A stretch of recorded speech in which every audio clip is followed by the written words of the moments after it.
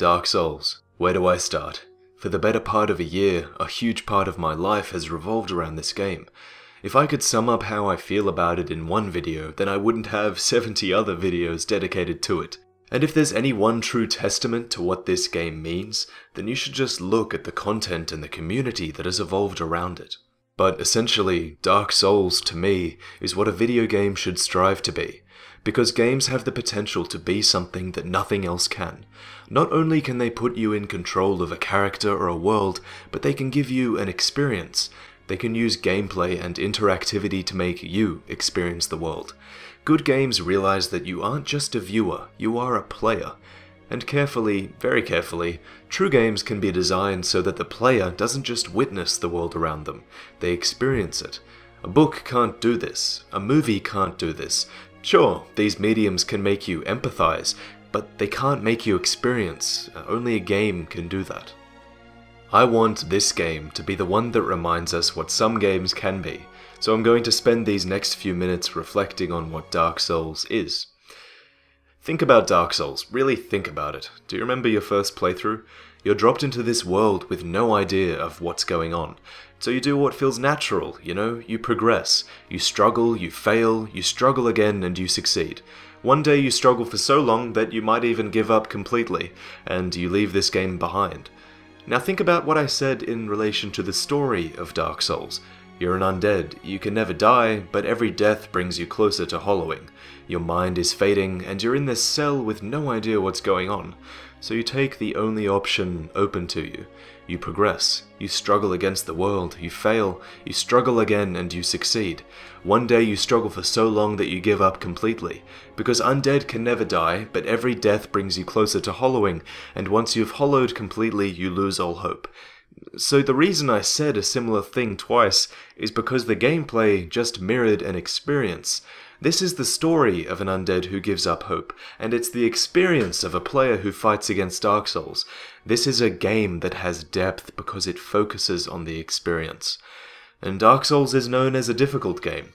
It's the story of an undead human in a world where everything is out to kill him. A world where dying as this undead is a traumatizing experience that you have to try and push through, just like dying as a player is an irritating experience that you have to overcome. So it makes sense, you know, that you should have trouble progressing in this game sometimes. What a lot of people don't understand is that Dark Souls isn't difficult for the sake of being difficult. Its difficulty comes as a result of a deeper design philosophy. From Software have actively designed their game around something that only games have, a failure state. Death in video games is something we take for granted at this point, but in Dark Souls, death and failure are designed to give you that feeling of struggle and triumph. It's also used to immerse yourself in a world where death doesn't end your life, but it brings you closer and closer to giving up. People often say, it's too difficult, or it doesn't explain things to you. These are insults leveled at the Souls series regularly, and they're right. Dark Souls is too difficult for some people. Dark Souls also doesn't go out of its way to explain things to you, but here's something you have to understand about Dark Souls. It's a game that doesn't dumb down the experience for the benefit of the so-called mass market appeal. It does its own thing, regardless of whether some people will be turned off, and in doing so, it's become something infinitely more valuable and pure. From's philosophy revolves around making this good game first, and trusting that people will come, and this has happened slowly, you know. Demon's Souls came out and it was a niche hit, Dark Souls came out, and even 2 years after the game came out, people are still picking it up due to word of mouth. As a result, the Souls series doesn't need huge marketing efforts behind it, because it's become this industry icon through word of mouth and people telling each other they should play it. You know, someone said something really great to me recently. He said, you know, From Software, they aren't afraid to put things in their game that people will miss. And that's such a perfectly beautiful statement. If I had to choose any statement that represented Dark Souls, I'd probably choose this one.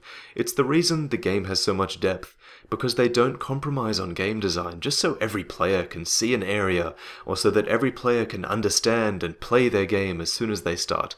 When I say that you might not see certain things, I'm not just talking about how the DLC is located in a hard-to-see cave near an optional boss that can only be accessed if you kill certain enemies in the right order.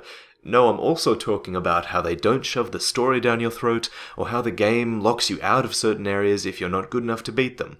Let me explain that better. Imagine if you were reading a book. You're reading a book, and then all of a sudden the book shuts itself and says, "Stop, you're not good enough to read me. I'm going to lock away parts so you have to earn them." Dark Souls sets itself apart from other games in this way, and this is just one of the reasons it's come to be considered a pure gaming experience. It's something, I think, that could help games remember what they can be. I think games should, generally, focus on what makes them different from other forms of media, and that's something that From Software has captured in a lot of different ways. But Dark Souls doesn't just lock you out of content by being difficult. In fact, I think one of the biggest reasons Dark Souls is considered difficult is not because it's hard, but because it's hard to get into. And while I see this as a bit of a problem, since they plan to fix this in Dark Souls 2 and make the game more accessible, some fans will even argue that the inaccessibility of Dark Souls is a plus because it makes those first few hours of torment and struggle even more rewarding when you finally learn how to play. But it's not just the gameplay in Dark Souls that's cryptic, and anyone who's on my channel knows this. Dark Souls also approached the concept of story in a game in a unique way. The story elements are cryptic and hidden down to the last little detail, and while you might have some idea of what happened by the end of the game, most players actually just end up thinking, "Why the fuck am I on fire?" There's actually a beautiful little story behind why the Souls games were created with these cryptic, hidden stories. I'm sure many of you have realized this, but Dark Souls is a Western-styled RPG created in Japan, and that's a bit strange. It even has English voice actors to convey this feeling more accurately. So why is this? Why is this a vision? Well, when Miyazaki, the game's director, was a child, he loved reading Western fantasy. He loved the stories, the settings, and he was inspired.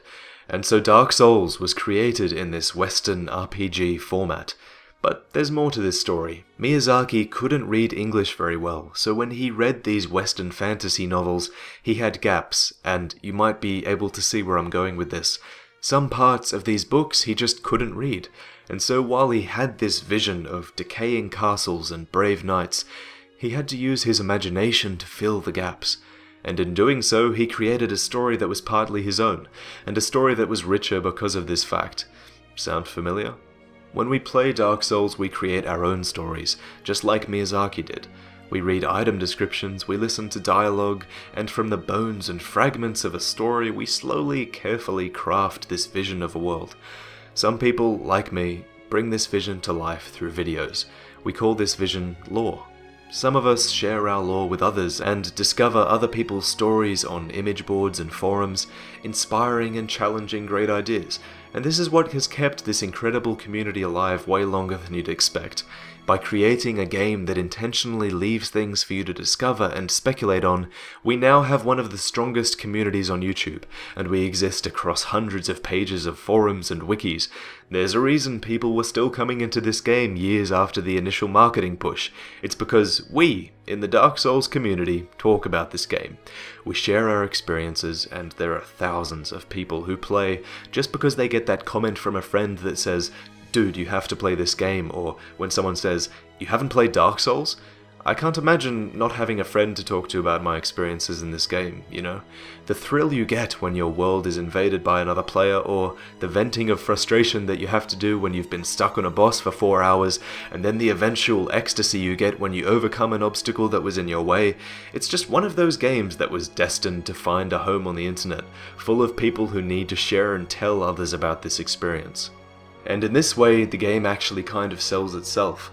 I recently got invited to the Namco Bandai offices in San Jose in the States, and I managed to meet all these people who were behind the marketing of Dark Souls and Dark Souls 2. And the thing is, they realize that this game is different. They realize it has this effect on people where word of mouth will sell their game, and really they just have to allow From Software to fulfill their vision. And I can't think of any better publisher to publish this actually. I met with Brian Hong, who's the director of marketing for Dark Souls and Dark Souls 2, and he put it so well. They don't have to change Dark Souls to suit the market. Just like Apple didn't create a PC to suit the market eventually realized their vision and came around to them. And that's what I think is happening with Dark Souls, and I think this is a game that will come to define a generation. And I'm actually honored to be a part of it with you guys. Soon, you'll be able to click here and kindle the bonfire so that we can make this channel better together. In the comments of this video, I'd love for you to tell me your favorite little piece of gameplay design in Dark Souls. I could have made this video much longer if I talked about all my favorite mechanics and bits, but I decided to keep it short but sweet. For example though, I could quote so many beautiful pieces of gameplay design from the Design Works book, and these have interviews with the director and the developers, so I think I might just read one of my favorite quotes right now. So one of them is about his design of the undead dragon, and he says, and Miyazaki says, "Most people don't believe me when I say this, but a certain kind of refinement, elegance, and dignity are very important to me. I usually tell the designers that flat-out grotesque or splatter-type designs will not get past me. This has everything to do with my own personal sensibilities, and it's something that I apply to every design that I approve. It's a little hard to describe if you were to ask me, well, what do you mean by dignity? I guess the best answer I can provide you is right here, in this book, in every design in Dark Souls you see within these pages. My idea of dignity is something that I pursue with every project I work on." And then one of the other designers tells a story. He says, "I remember when I was drawing the undead dragon, I submitted a design draft that depicted a dragon swarming with maggots and other gross things. Miyazaki handed this back to me saying, 'This isn't dignified. Don't rely on the gross factor to portray an undead dragon. Can't you instead try to convey the deep sorrow of a magnificent beast doomed to a slow and possible endless descent into ruin?' And just look at how they succeeded with this in terms of design. This is an undead dragon, doomed to live the rest of its life clinging to cliffs while its brethren fly through the skies, and instead it's here rotting away. If you aggravate it, it tries to breathe fire but vomits out bile and poison instead. I challenge you guys to look deeper into every aspect of design in this game, and for example, where some people just see a rotting dragon, others will see that deep sorrow of a magnificent beast doomed to die a slow and possibly endless descent into ruin. Anyway, I'll catch you guys next time as we dive headfirst into Dark Souls 2. There's going to be so much content on this channel, so keep your eyes out. Later.